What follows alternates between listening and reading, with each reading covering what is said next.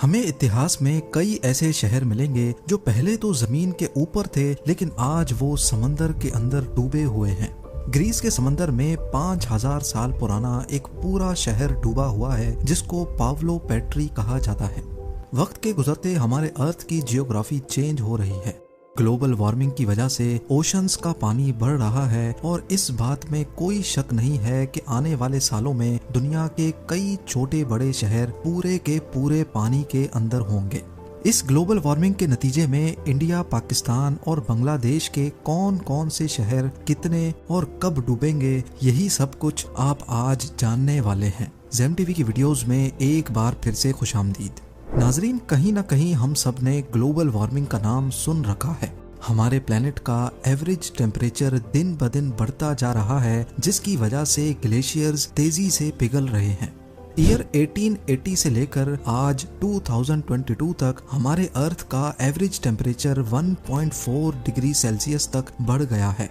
और अगर सिर्फ पिछले 20 सालों को देखा जाए तो हर साल पिछले वाले से ज्यादा गर्म होता है, जिसका मतलब है कि ग्लोबल वार्मिंग का रेशो तेजी से बढ़ता जा रहा है। और नासा के मुताबिक इस बात के 95% चांस हैं कि ये ग्लोबल वार्मिंग ह्यूमन एक्टिविटी की वजह से हो रही है, जिसमें मास लेवल पे डिफॉरेस्टेशन और फॉसिल फ्यूल्स का इस्तेमाल होना भी है। फॉसिल फ्यूल्स के जलने की वजह से मुख्तलिफ गैसेस एटमॉस्फेयर में इकट्ठी होकर ग्रीन हाउस इफेक्ट पैदा कर देती हैं।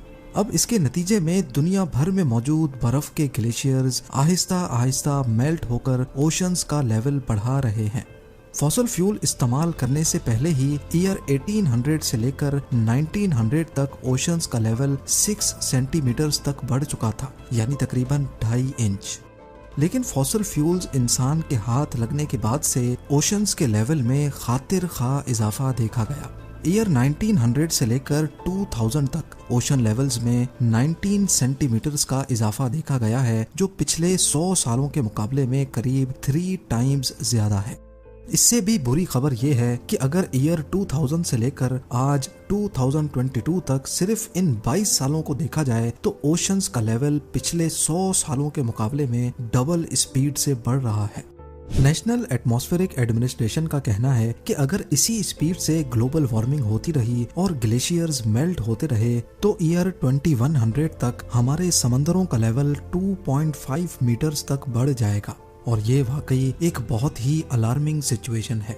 यानी ईयर 2100 तक वो कोस्टल सिटीज जो बिल्कुल समंदर के साथ लगी हुई हैं और जिनकी एलिवेशन भी सिर्फ 2.5 मीटर या उससे भी कम है, वो आधी से भी ज्यादा समंदर के अंदर होंगी।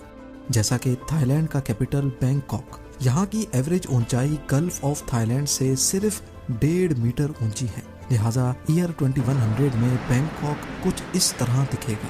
बांग्लादेश के कैपिटल ढाका में बुरी गंगा रिवर के किनारे अच्छी खासी आबादी पानी के अंदर होगी। अजरबैजान की बात की जाए तो बाकू का ज्यादातर कोस्टल एरिया पानी की नजर हो चुका होगा। सिंगापुर के आउटस्कर्ट्स में बने कई प्रोजेक्ट्स डूब जाएंगे, जिसमें सिंगापुर पोर्ट भी शामिल है। इसके अलावा नेदरलैंड्स के एम्स्टर्डम और रॉटरडैम समेत करीब आधे से ज्यादा मुल्क ही कमर जितने पानी के नीचे होगा। और मालदीव्स में मौजूद सारे आइलैंड्स और उनमें मौजूद रिजॉर्ट्स का तो नामो निशान भी नहीं रहेगा। यानी ईयर 2100 तक करीब 1.5 अरब लोगों को इन मकामात से हटकर कहीं और शिफ्ट होना पड़ेगा। अब ये तो हमने बात की सिर्फ उस सिचुएशन की जब 80 सालों के बाद समंदरों का लेवल 2.5 मीटर बढ़ेगा। लेकिन वर्स्ट केस सिनेरियो ये है कि अगर दुनिया में मौजूद तमाम ग्लेशियर्स मेल्ट हो गए तो तब क्या होगा। एक एस्टीमेट के मुताबिक अगर मेल्टिंग रेट इसी स्पीड से चलता रहा तो 5000 सालों के बाद पूरा ग्रीनलैंड, आर्कटिक रीजन, आइसलैंड और तमाम ग्लेशियर्स मेल्ट हो जाएंगे और इनकी वजह से हमारे ओशंस का लेवल 70 मीटर तक बढ़ जाएगा। लेकिन जरूरी नहीं है कि ये नौबत 5000 सालों के बाद ही आए। जिस तेजी से इंसान दिन ब दिन नेचुरल रिसोर्सेज को अब्यूज करके आबो हवा को खराब कर रहा है, लगता ये है कि ये नौबत 2000 सालों में ही आ जाएगी। तो इस सिचुएशन में हमारा अर्थ कैसा दिखेगा, और सबसे बढ़कर ये कि हमारे सब कॉन्टिनेंट में इंडिया, पाकिस्तान और बांग्लादेश के कौन कौन से शहर अंडर वाटर सिटीज की दास्तान बनकर रह जाएंगे। सबसे पहले हम शुरू करते हैं बे ऑफ बंगाल से। आपको शायद ये देखकर शौक लगेगा कि करीब पूरा का पूरा बांग्लादेश बे ऑफ बंगाल की लपेट में होगा, और अगर इसके कैपिटल ढाका की बात की जाए तो ये 30 मीटर 100 फीट गहरे पानी के अंदर डूब चुका होगा। इसके साथ साथ बे ऑफ बंगाल इंडिया के कई हिस्सों पे भी अपना कब्जा जमा लेगा। जैसा कि आप देख सकते हैं कि कोलकाता से लेकर माल्टा और पटना समेत मुजफ्फरपुर तक ये सारा रीजन समंदर के नीचे होगा। बे ऑफ बंगाल का कोस्ट जो आज बांग्लादेश और इंडिया पे लगता है, 70 मीटर्स बढ़ने के बाद वो नेपाल और भूटान का कोस्ट कहलाया जाएगा। इसी तरह जहां अभी ईस्ट इंडियन कोस्ट है वो 50 किलोमीटर तक अंदर की तरफ खिसक जाएगा, जिसकी वजह से यहाँ भारी आबादी वाले शहर बुरी तरह से असर अंदाज होंगे। अगर हम सिर्फ चेन्नई की बात करें तो ये 200 फीट पानी के अंदर होगा। 1959 में कंस्ट्रक्ट की गई चेन्नई में मौजूद LIC बिल्डिंग, जो एक वक्त इंडिया की सबसे ऊंची बिल्डिंग हुआ करती थी, वो पूरी की पूरी बिल्डिंग पानी के अंदर होगी। चेन्नई से होते हुए पानी का लेवल तमिलनाडु और आंध्र प्रदेश के बॉर्डर पे जा लगेगा। इंडिया के वेस्टर्न कोस्ट पे नजर दौड़ाई जाए तो 70 मीटर्स बढ़ने के बाद नॉर्थ और साउथ गोवा के तमाम बीच रिजॉर्ट्स मलिया मेट हो जाएंगे। ना ही मुंबई बचेगा और ना ही नवी मुंबई, क्योंकि ये पूरा area all the way Gujarat के बॉर्डर तक 54 मीटर्स यानी 177 फीट गहरे पानी की नजर हो चुका होगा। यानी मुंबई का लोधा ट्रम्प टावर अगर तब तक बच गया होगा तो इसके 15th फ्लोर तक इंडियन ओशन का राज होगा। आगे बढ़कर अगर गुजरात की बात की जाए तो यकीनन आप ये जानकर हैरान रह जाएंगे कि गुजरात एक आइलैंड बन चुका होगा।